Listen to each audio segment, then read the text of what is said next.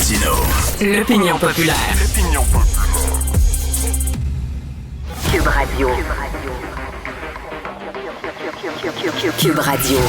En direct à LCN. À LCN. Après une petite pause d'une journée, Richard est de retour. Salut!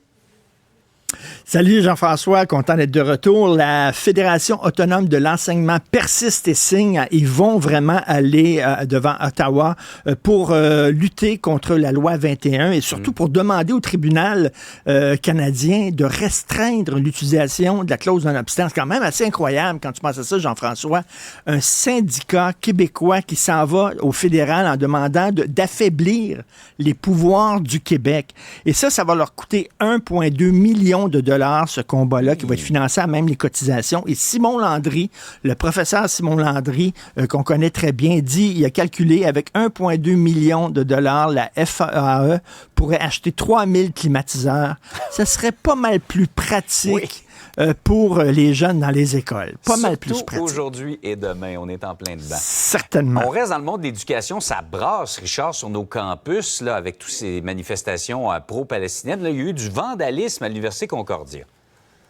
Oui, alors, ils se sont enfermés dans un local, ils ont enchaîné la porte, on voit ça, là, ils ont mis des graffitis partout, puis ont beurré les murs épais.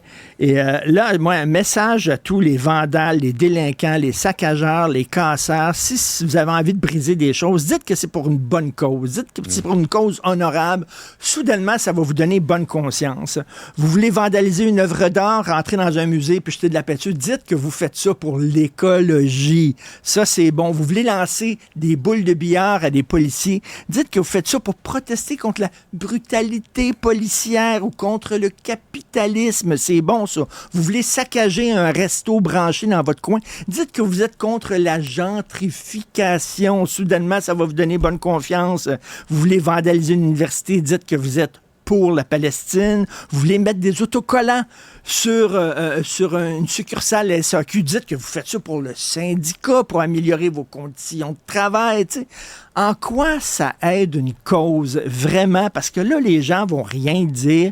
Hein, les pro-palestiniens, c'est une gang de sauvages. Or, il y a un fondement. Effectivement, on peut manifester pour davantage de droits, pour avoir un État en Palestine, pour critiquer le régime israélien. Mais quand tu fais ça, tu n'as pas besoin d'être un génie pour savoir que tu te tires dans le pied, que c'est contre-productif. Ces gens-là vont à l'université. Il me semble qu'ils sont censés être la crème de la crème, l'élite de demain, savoir des choses qu'on ne sait pas. Ben moi, je vais juger des affaires que vous ne savez pas. C'est qu'en en se comportant comme des sauvages comme ça, vous n'aidez pas votre cause, absolument pas.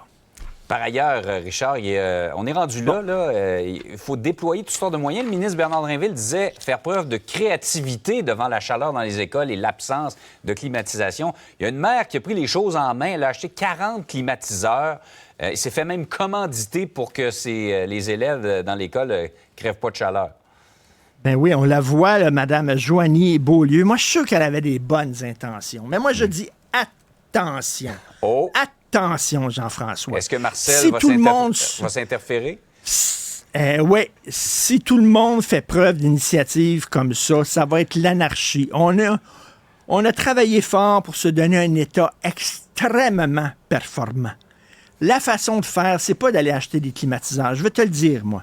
Il faut que tu envoies des spécialistes de la température dans les écoles qui vont mesurer la température 3 ou 4 fois pendant la journée. Si la température est effectivement trop élevée, là, tu envoies des médecins et des psychologues pour voir si ça a un impact auprès des enfants, pour étudier ça. Une fois que tu as fait ton rapport, tu envoies ça à la santé publique. Tu comprends-tu? Eux autres vont voir s'il y a urgence. Ils vont dire au centre de services scolaires d'acheter des climatiseurs. Là, eux autres vont faire un appel d'offres. Parce que là, c'est pas des contrats de gré à gré, le milieu des climatiseurs. C'est corrompu, la collusion, ça n'a pas de bon sens. Ils font un appel d'offres. Une fois qu'ils ont acheté, là, il faut que tu les fasses installer par des installateurs de climatiseurs, tu comprends-tu? Syndiqués et reconnus par le gouvernement. Et faites attention aussi à l'électricité. Ça devrait être supervisé par des électriciens, parce que s'il y a trop de charges électriques, le feu peut pogner. Et moi, je dis aux jeunes, je comprends que vous avez chaud. Mais là, la game du gouvernement, là, c'est de favoriser la batterie électrique. Ça va donner de la job à tout le monde, ça va faire progresser le Québec. Et ça, Nordvolt a besoin d'électricité. OK? Ils ont besoin de toute l'électricité possible. Je dis aux jeunes, votre game dans la game, c'est de faire un petit sacrifice, d'avoir chaud. OK? Parce que si vous mettez des climatiseurs, ça, c'est de l'électricité qui n'ira pas à Nordvolt. Okay. Tu comprends-tu? Puis on en a besoin, là. Fait que là, ayez chaud un peu, puis envoyez toute l'électricité, puis toutes vos pensées positives pour la filière de la batterie. C'est ça qui est important. C'est comme ça qu'on fonctionne au Québec. Oui, c'est un bien beau C'est projet, ça, performant. Richard, mais je ne suis pas sûr que ça va régler la situation aujourd'hui et demain dans nos écoles, alors qu'il Ça fait marche. 40 degrés dans certaines classes. Ben écoute, là, si tu fais ça, si tu suis ces étapes-là, dans 3-4 ans, il y aurait peut-être 1 ou 2 climatiseurs dans certaines écoles. Ça fonctionne, ça marche. Hey, Richard, passe une belle journée.